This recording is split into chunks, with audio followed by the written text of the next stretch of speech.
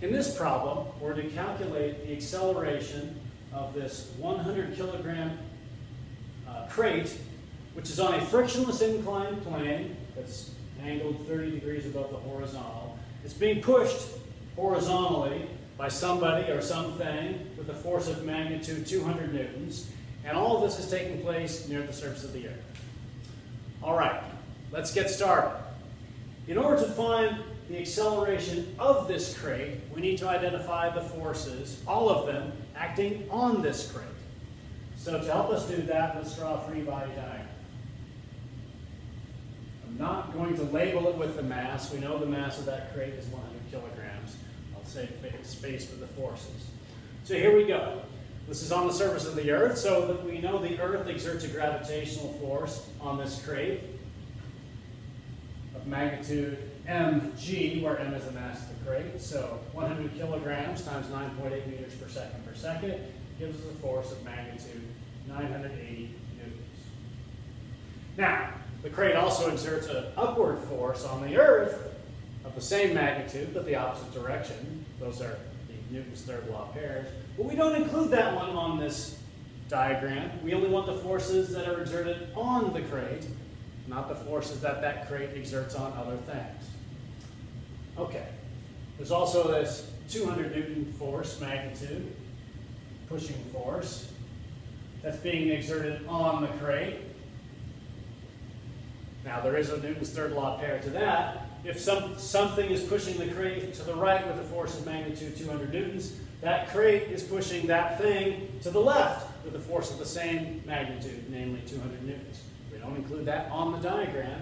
We only include the forces acting on the crate in this diagram. Finally, the inclined plane exerts a force on the 100 kilogram block perpendicular to or normal to the interface. Obviously that's not this way, it's going to be outward. So outward, perpendicular to the inclined plane. We'll call that the so-called normal force, which we'll actually calculate in part of this whole thing. Okay, now, again, if the inclined plane is exerting a force of this magnitude on the crate's exerting a force of the same magnitude, but opposite direction to the inclined plane. So the inclined plane is pushing the crate this way, the crate is exerting a force that way on the inclined plane. Both those are the same magnitude. So we only include the forces acting on the crate in this diagram. Great. Now, another reason we draw a free body diagram is to help us manage the components of Newton's second law. We apply Newton's second law in component form, therefore we've got to make sure we've got everything broken up into perpendicular components. We're free to choose that for our convenience. I'm going to choose one of the directions, the positive x direction, to be along the inclined plane, and I'll choose the positive y direction to be perpendicular to that. So that's my coordinate system. Now, looking at the diagram, we see that the so-called normal force is already along the positive y direction, so we don't have to worry about anything there. But we do need to break these other forces up so that they're aligned with these axes. So let's do that. Let's work first with the gravitational force. There'll be a component in the negative y direction and in the negative x direction.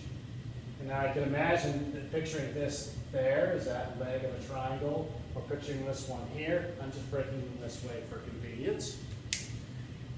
Now we know from previous problems, previous examples, that this would be a 30-degree angle. It's the same as that of the incline. All right, let's look at this 200 Newton force. Maybe I'll put those in blue. We'll have a component along the inclined plane, and also a component this way, into the inclined plane. And if this is a 30-degree angle, this here would be a 30-degree angle. All right, so let's calculate these out. I'm not going to write it all on here, so you, if you need to, pause the video in order to calculate what I'm going to show you now. All right, so let's calculate the values of these. This component is the adjacent side of a triangle, of a right triangle, whose hypotenuse is 980 newtons. So this component will be 980 newtons times the cosine of 30 degrees, which works out to 848.7 newtons. This, we can imagine being down here, that's opposite to the 30-degree angle. So this thing right here will have an amount 980 newtons times the sine of 30 degrees, which comes out to 490 newtons, since the sine of 30 degrees is 1.5. Now, I didn't write negative 490 newtons. I'm writing the amount. I'll handle the negative part, that it's a negative x component when I apply Newton's second law equations. Okay, we've got to do a similar thing here. I've got a 200 Newton magnitude force, but that makes a triangle, so this could be considered a leg of a triangle. This one is opposite the 30-degree angle, so it's associated with the sine of 30 degrees. 200 newtons times the sine of 30 degrees gives me 100 newtons, so this has a value of 100 newtons. Likewise here, for this component, I'll just write it down right here, I'd have, this is adjacent to the 30-degree angle, so to get this component's amount, I'd have 200 newtons times the cosine of 30 degrees, which will be 173.2 newtons. Fantastic. Now, we're ready to apply Newton's second law in component form in order to figure out the acceleration of this crate. But before we do that, we can find the strength of this normal force. We don't need it to solve this problem, but we can do it here. Because we know that the crate is going to have either an acceleration up the inclined plane or down the inclined plane. There's no way it's going to accelerate perpendicular to the inclined plane. The inclined plane itself prevents the crate from picking up velocity into the inclined plane. And there's no way, the only way that there would be an acceleration outward from the inclined plane would be that if this normal force were somehow greater than the combination of this and that. But it's not going to be greater than that. It only needs going to be as much as it needs to be to prevent this from sinking into the inclined plane. So therefore, we know that the acceleration of the crate in the y direction is 0. There will only be an acceleration in the positive or negative x direction.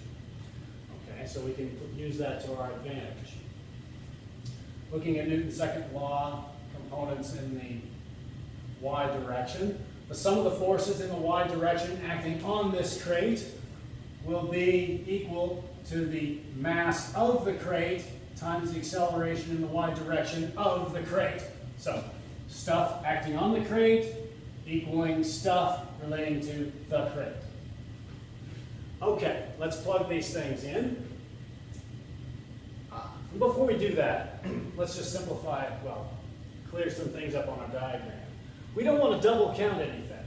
So, like this 980 Newton force has been replaced by its components. So I'm just going to sort of scratch that off there. Likewise, this 200 Newton force has been replaced by its components. So I'm just going to scratch that off there, just to make sure we don't double count. Okay, looking in the y direction, which is only this way, I've got normal force in the positive y direction, so magnitude n, positive y direction. I've got this and this in the negative y direction, so plus a negative 100 newtons, or minus 100 newtons, plus a negative 848.7 newtons, or minus 848.7 newtons, equals mass times acceleration in the y direction, which we have noticed is 0. So I've got 0 on the right-hand side. Taking the stuff to the other side, we get that the normal force has a magnitude of 948.7 newtons, or about 949 Great. We weren't asked to solve that, but we're able to. Okay, now let's get back to the problem of finding the acceleration of the crate. To do that, let's look at Newton's second law in the x direction. Sum of the forces acting on the crate in the x direction must equal the mass of the crate times its acceleration component in the x direction. All right, you can't mix as our x and y's. We have to say these are the forces acting on the crate. This is the mass and appropriate acceleration component of the crate. Okay, so let's look at our diagram and see what's happening in the x direction. In the x direction, I've got this 490 newtons in the negative x direction, and I've got this 173.2 newtons in the positive x direction. So let's put that into our Newton's second law equation. I've got 173.2 newtons minus, this one's in the negative x direction, minus 490 newtons equals, now mass of the crate, 100 kilograms times a sub x.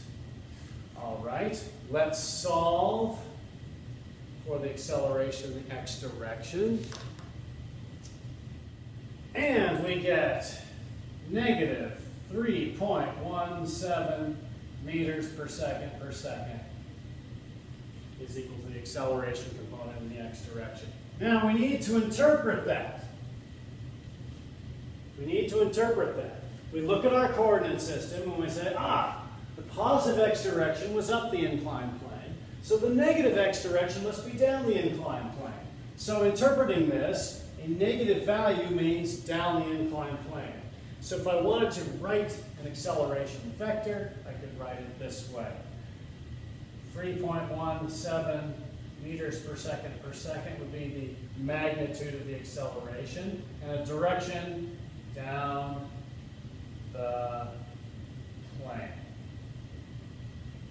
That's a coordinate system free way to write the acceleration. Okay, before we wrap up, a couple of comments. First, don't confuse the acceleration with the velocity. Different things. This has an acceleration down the inclined plane. That doesn't mean it has a velocity down the inclined plane. If it started from rest, then the acceleration down the inclined plane would mean at any later time it's got a velocity down the inclined plane. But it might not have started from rest. It might already have been moving up the inclined plane with some velocity. If it was moving up the inclined plane with, say, a velocity of magnitude 100 meters per second, well, the only effect of 1 more second, for example, would be to bleed off 3.1 meters per second worth of that up the plane velocity. So, you got to be careful. The thing could have, at this instant, a velocity either up the inclined plane or down the inclined plane, or it could be momentarily at rest, depending on when this is happening. All this is telling us is how the velocity is changing. All right, that's the end.